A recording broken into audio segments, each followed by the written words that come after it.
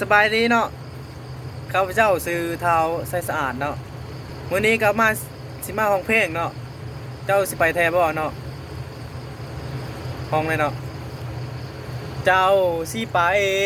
แท้บ่ติดต่อสองเฮาเว้ากันใจดำใจสั่น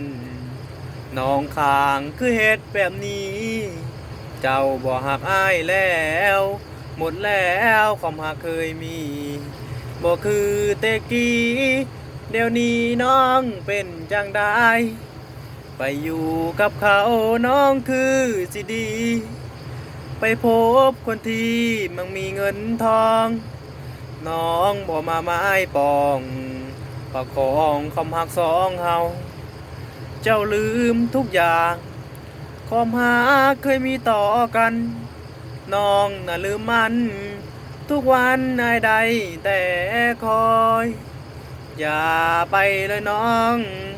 ไอ้นี่ขอห้องควันใจอย่าทิมอ้ายไปสิปล่อยอ้ายอยู่คนเดียวนี่บ่ผู้สาวใจดำเงินคำสัญญากันน้องที่ไม้ลงคอบอกแค่ไอ้น้องนางอายหากเจ้าเด้ออยากให้เข้าใจถ้าหากเข้าป้าน้องไปให้ไว้ว่ายังมีอายอดีตฮักเฮายังมี